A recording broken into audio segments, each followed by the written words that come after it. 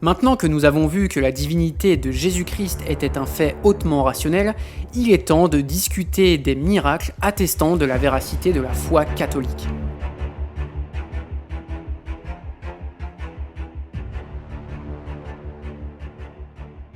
Une erreur assez commune dans le positivisme matérialiste est de nier l'existence du surnaturel par principe. Cela dit, il est tout à fait normal et même sain intellectuellement de faire preuve de scepticisme lorsque quelqu'un affirme avoir été le témoin d'un événement surnaturel. Mais nier le surnaturel par principe est un égarement de la raison, dans la mesure où, si un événement surnaturel est confirmé par des éléments concordants, comme des témoignages ou des documents, eh bien, il faut plutôt pencher sur la véracité de ce qui a été raconté, ou du moins accepter qu'il y a quelque chose de vrai sous-jacent à tous ces témoignages. Et en fait, il faut savoir que l'Église catholique s'applique là aussi à ce scepticisme. L'Église catholique n'accepte pas directement tous les témoignages ou tous les événements qui sont racontés par les fidèles catholiques. Par exemple, le processus de canonisation d'un défunt, c'est-à-dire de déterminer si un défunt est saint ou non, suit là aussi un protocole bien particulier. En général, un élément que l'Église catholique regarde est de savoir s'il y a eu un miracle qui a été accordé à la suite d'une prière demandée à l'intercession de tel ou tel défunt. Concrètement, cela signifie que si une personne malade prie l'intercession d'un défunt pour obtenir guérison et qu'elle l'obtient bel et bien de façon miraculeuse, eh bien c'est un élément en faveur de la sainteté du défunt en question. Par exemple, dans les années 80, l'Église catholique a enquêté sur le cas de la sœur canadienne Marie-Marguerite Diouville pour déterminer si elle était sainte ou non. Et en fait, ce qu'il s'est passé, c'est qu'une femme atteinte d'une leucémie aiguë a prié l'intercession de Marie-Marguerite Diouville et a guéri miraculeusement. Pour confirmer que cela était bel et bien un miracle, l'Église catholique a prélevé une cellule de la patiente pour déterminer l'avancement de la maladie et pour voir si finalement cela était résolvable par les biais de la médecine. L'analyse a ensuite été effectuée par la professeure Jacqueline Dufine en aveugle. Et ce que trouva la professeure, c'est qu'une cellule atteinte d'une telle leucémie aiguë, comme elle le voyait dans ses analyses, sans savoir encore une fois la provenance de la cellule, eh bien, était nécessairement mortelle. Qu'une patiente atteinte d'une telle leucémie n'avait aucune chance de survie. Et sauf qu'en fait, cette patiente a survécu et a d'ailleurs vécu plus de 40 ans après cette leucémie aiguë, alors que dans la plupart des cas, les patients atteints d'une telle leucémie meurent au bout de 18 mois au plus tard. Et donc sur ce cas précis, la professeure Jacqueline déclare « Le tribunal ecclésial ne m'a pas demandé s'il s'agissait d'un miracle. On m'a demandé si je pouvais l'expliquer scientifiquement. Je n'ai pas pu, bien que j'étais venu témoigner avec les dernières données hématologiques qui montraient qu'il n'y avait pas de survie prolongée après rechute. » Et bien que la professeure se déclare athée, elle croit dorénavant en l'existence des miracles et en a documenté plus d'un.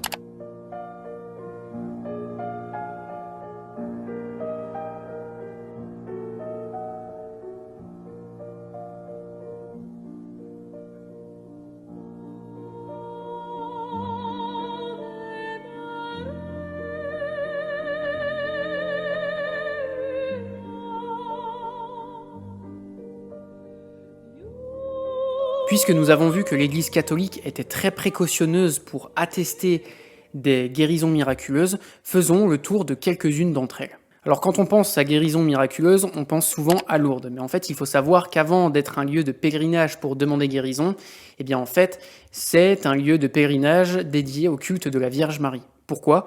Parce que la Vierge Marie y est apparue, là aussi, en 1854 à la jeune Bernadette. À cette époque, la jeune Bernadette n'avait que 14 ans et elle était dans une situation extrêmement précaire.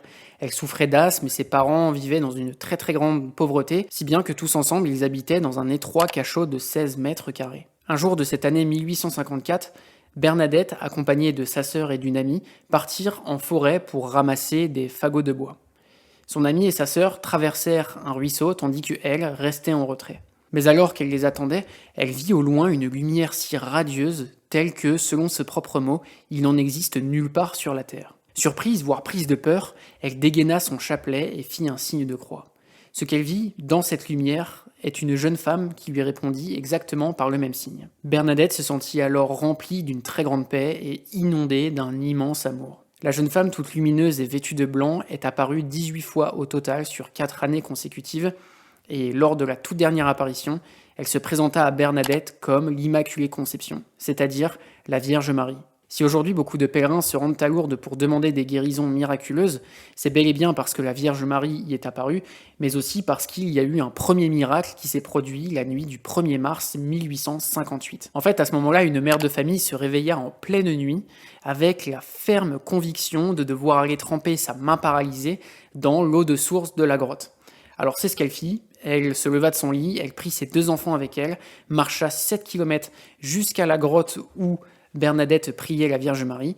Elle trouva justement Bernadette agenouillée en train de prier devant une apparition mariale. Et donc ensuite, la femme avec la main paralysée trempa donc cette main dans l'eau de la source et sentit immédiatement ses doigts se recroqueviller.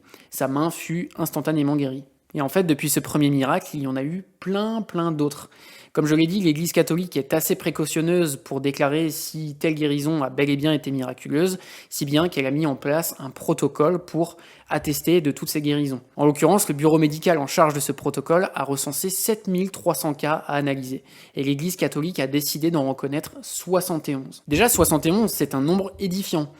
Mais c'est vrai que sur 7300, eh bien, c'est peu, et c'est un gage quelque part de la précaution que prend l'Église et de sa bonne foi pour attester de la véracité de ces miracles. Un des derniers miracles reconnus par le bureau médical fut celui de sœur Bernadette, qui souffrit d'une pathologie très rare à la colonne vertébrale et qui subit plein d'opérations chirurgicales à tel point qu'à la fin, les médecins la reconnaissaient comme complètement incurable.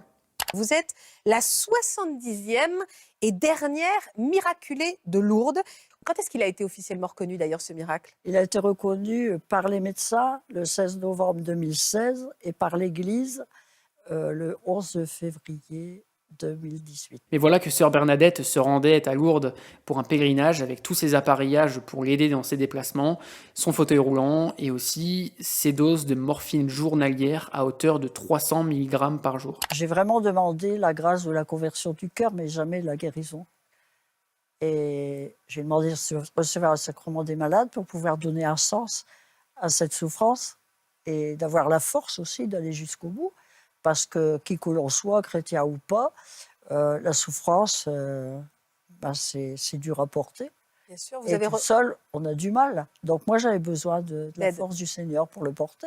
Ce que sœur Bernadette retint surtout de ces quelques jours de pèlerinage à Lourdes, c'était d'abord la certitude de l'amour de Dieu, et elle fut, selon ses propres dires, remplie d'un amour immense, d'une joie immense telle que la foi en Jésus-Christ sait si bien offrir.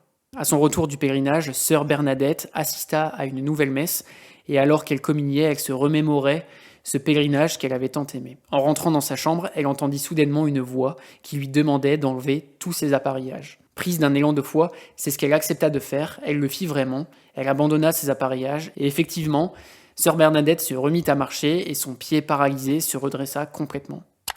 Et le lendemain, j'avais la visite de ma belle-sœur, et elle arrive, elle est saisie de me voir comme ça. Alors je lui dis, viens, on va aller marcher. Puis je suis partie dans la forêt, on a marché 5 kilomètres. Or, quand on enlève un appareillage, il n'y a pas besoin d'être médecin pour voir ça. Quand on a été plâtré, par exemple, on n'a plus aucun muscle, on n'a plus rien. Oui, bien sûr. Et là, j'avais plus rien, j'avais plus le muscle ni du dos, ni de la jambe, rien du tout. J'ai eu aucune douleur. Et j'ai tout récupéré sans rééducation. En fait, des cas comme ça, il y en a eu plein. On peut citer le cas de Jean-Pierre Belly, qui souffrit d'une sclérose en plaques et qui fut guéri miraculeusement en 1987.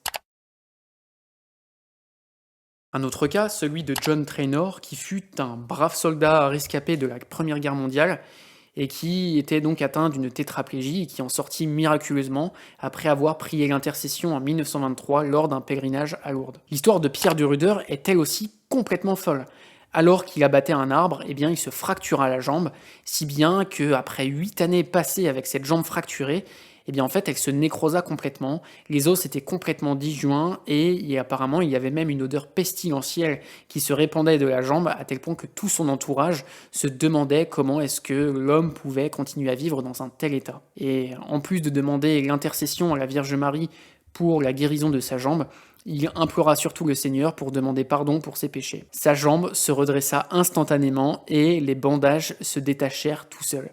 Ses béquilles devinrent complètement obsolètes. Après sa mort, il y a même des radiographies qui ont été prises de sa jambe pour vérifier que les os étaient redevenus en bon état et effectivement, ces os alors fracturés considérés comme même sans espoir, étaient bel et bien recollés à la suite de ce miracle. Sur ce miracle en particulier, Ignis a fait une longue vidéo et je vous la mets en description. En fait, des miracles que Dieu accorde, il y en a eu beaucoup. Et bien évidemment, il n'y a pas qu'à Lourdes.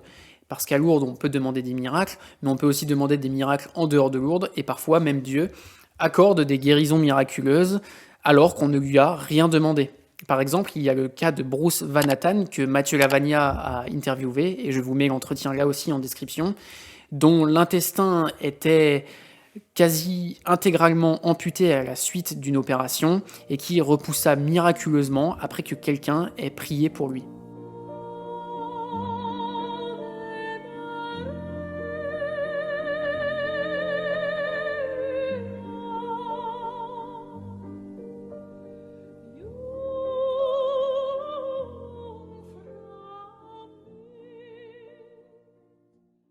Maintenant que je vous ai présenté quelques guérisons miraculeuses, revenons un petit peu sur le cas des apparitions mariales.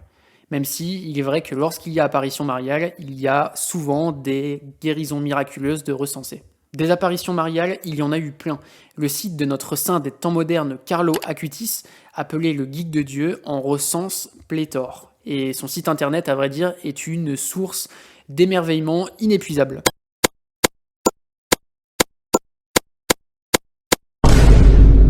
L'un des cas d'apparition de la Vierge Marie les mieux documentés est celui de Zeytoun en Égypte. Le pompon dans cette histoire, c'est que la Vierge Marie n'est pas simplement apparue à une seule personne, mais on recense au moins 1 million de témoins oculaires entre 1968 et 1971. Ce qui est frappant aussi, c'est que tous ces témoignages concordent et proviennent de différentes confessions, de chrétiens comme de musulmans, et d'ailleurs au sujet des musulmans, beaucoup se convertirent à la suite de ces apparitions de la Vierge Marie. Là aussi, à Zeytoun, les apparitions de la Vierge Marie ont été accompagnées de beaucoup de guérisons miraculeuses.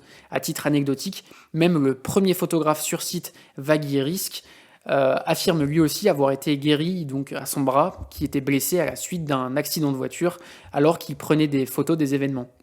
Un autre lieu bien connu où la Vierge Marie est apparue est à Fatima, au Portugal, en 1917. Ce qui est intéressant avec ce cas, c'est que la Vierge Marie est apparue dans un contexte très anticlérical. Elle est apparue 5 fois consécutives à 3 petits bergers,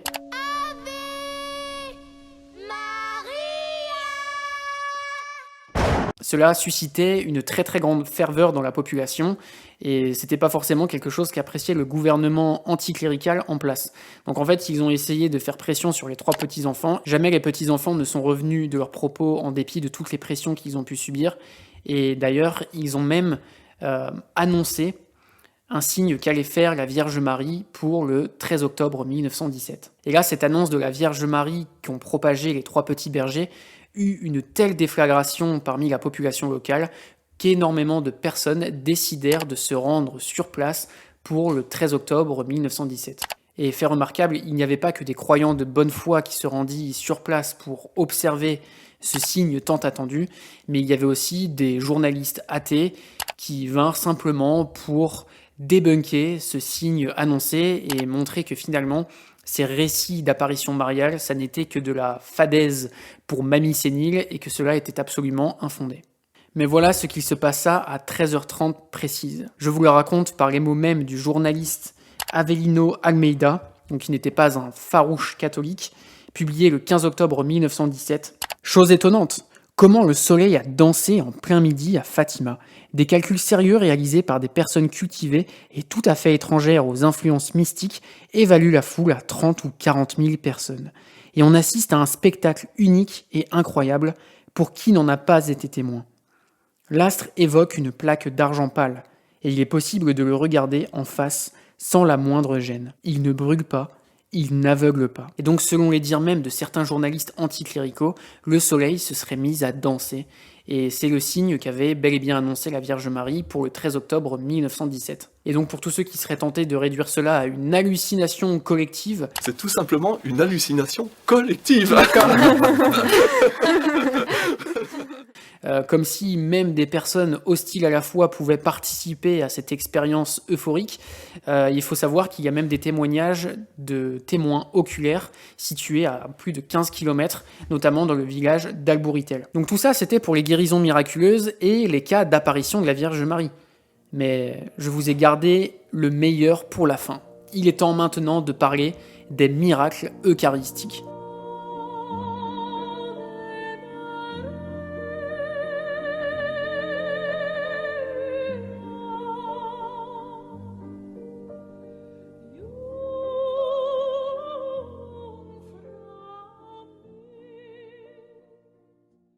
L'Eucharistie pour les catholiques est un moment très sacré puisque c'est le moment où Dieu se matérialise dans l'hostie, c'est-à-dire dans ce petit disque de pain plat sans levure. Et si les catholiques croient cela, c'est parce que cela a été révélé dans les évangiles par Jésus-Christ lui-même lors de son dernier repas avec les apôtres. Dernier repas que l'on appelle la Cène. Car puisque Jésus dit au sujet de cette hostie consacrée que « ceci est mon corps », eh bien, les catholiques ne croient pas simplement en la présence symbolique de Jésus dans l'hostie, mais bel et bien en sa présence réelle.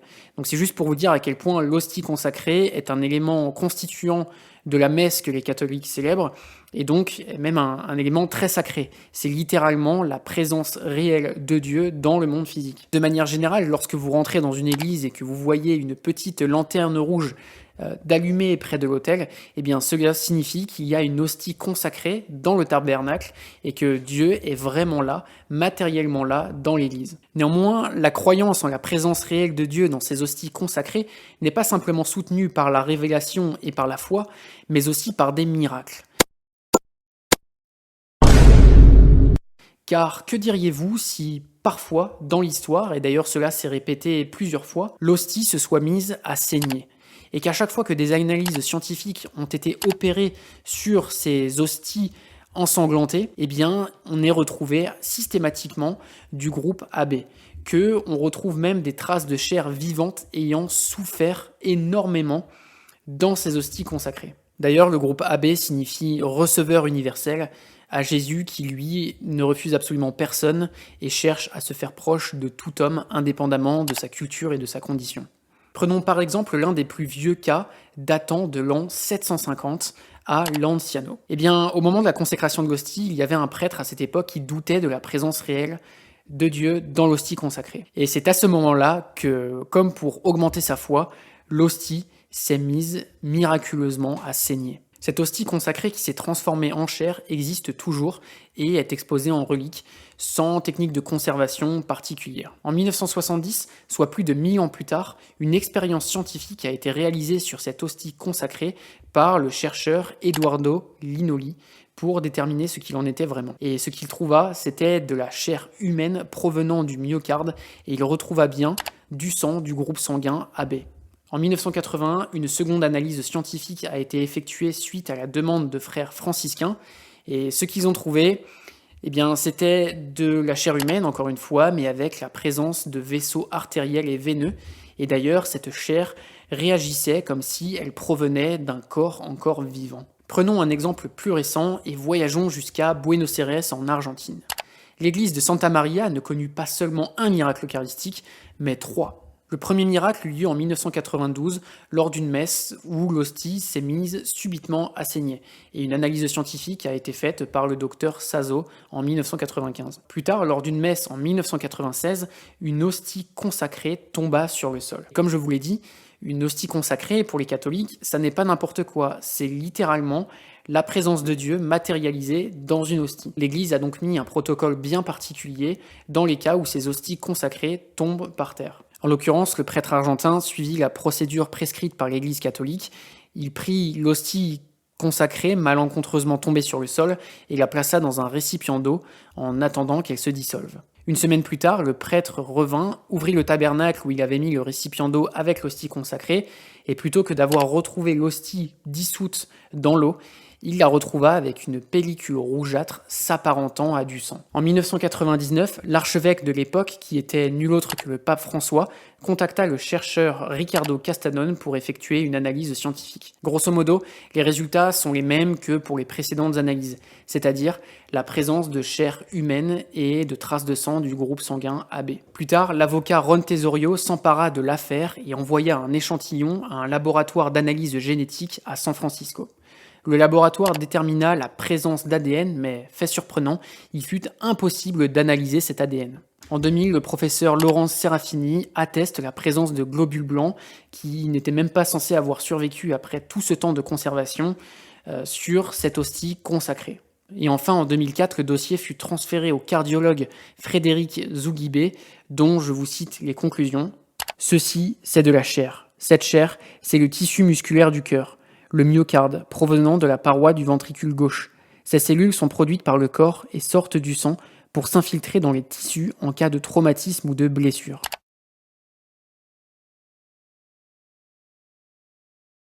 Selon les dires de toutes les analyses, l'hostie consacrée s'est vraiment transformée en chair humaine provenant du cœur d'un individu ayant beaucoup souffert, terriblement souffert. Et précisément, ce que les catholiques revivent lors de la messe, c'est ce moment où Jésus se sacrifie par le supplice de la croix pour sauver les hommes. Par l'intermédiaire de cette hostie consacrée, nous croyons que Jésus réaffirme ce sacrifice et visiblement les études scientifiques sont même là pour le confirmer. Des miracles eucharistiques, en fait, il y en a eu plein d'autres. On peut citer par exemple le cas de Tixla en 2006, où une hostie s'est mise subitement à saigner après avoir été consacrée par le prêtre, et des analyses scientifiques ont été réalisées dessus, et on tombe sur les mêmes conclusions.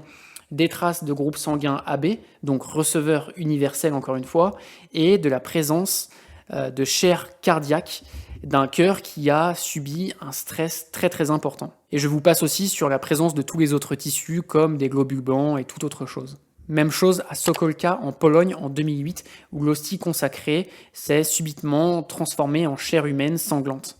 Et là, il y a donc des analyses scientifiques qui ont été réalisées notamment par des analystes polonais, dont je vais lire le nom pour éviter de les massacrer, notamment par le professeur Sulkowski et par Maria Elżbieta Sobaniec-Lotowska. Et en l'occurrence, le professeur Sulkowski ignorait que l'échantillon provenait donc d'une hostie consacrée, donc c'est-à-dire qu'il a réalisé son analyse en aveugle. Et en fait, les deux chercheurs tombent sur exactement la même chose, c'est-à-dire la présence de tissu cardiaque tel qu'il doit être lors de la dernière phase précédant la mort. Et un autre fait très intéressant, c'est que la chair humaine est directement incrustée avec l'hostie consacrée, avec le pain en fait, et cela est quelque chose qui n'est pas reproductible par l'expérience.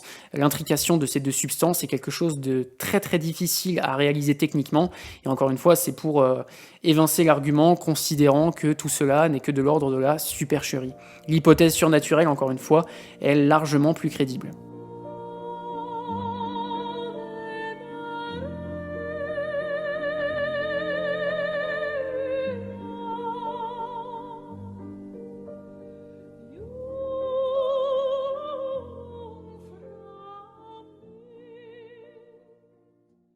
L'histoire de l'Église catholique est gorgée de miracles en tout genre, et ces miracles sont très bien appuyés par différents témoignages, et même, comme on l'a vu, par des études scientifiques. Maintenant, je vais même me permettre d'aller encore un petit peu plus loin. Lorsque la foi aiguise le regard, on se rend compte qu'il y a des visages qui exhalent une bonté, qui rayonnent quelque chose, et cette bonté-là, elle n'est pas accessible par des moyens humains. On peut faire tous les efforts du monde, on peut se soumettre à une loi, mais on n'atteindra jamais la bonté de certains saints.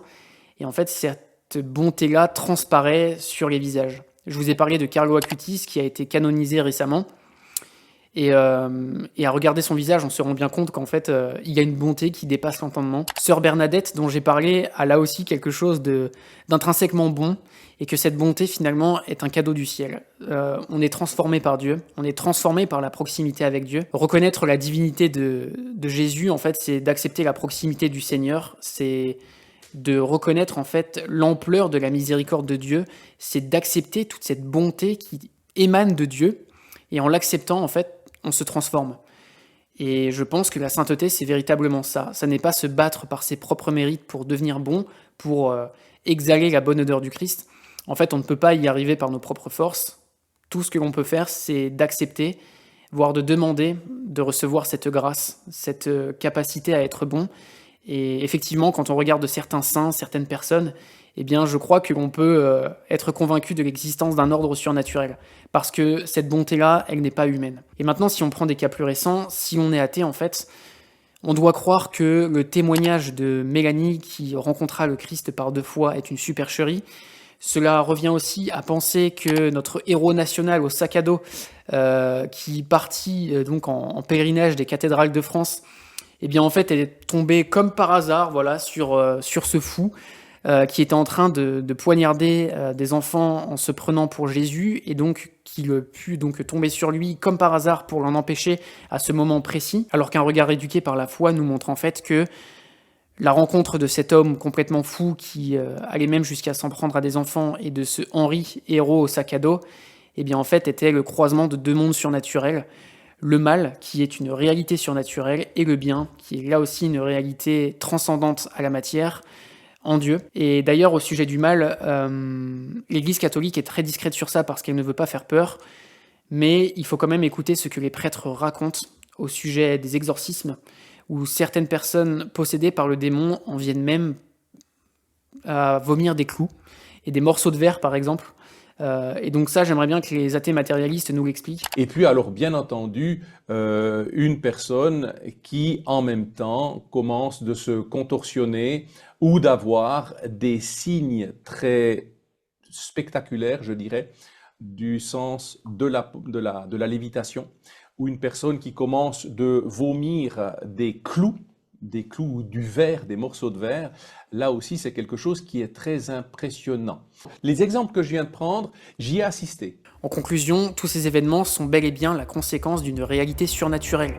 Et il est bien plus rationnel de croire en l'existence du surnaturel que de nier le surnaturel par principe, comme le fait le matérialisme athée. Et d'ailleurs, tous les miracles que j'ai pu citer d'ailleurs sont tous indépendants les uns des autres. Donc, qui est matérialiste doit refuser tous ces miracles un à un. Et en plus, tous ces événements surnaturels viennent confirmer la foi catholique.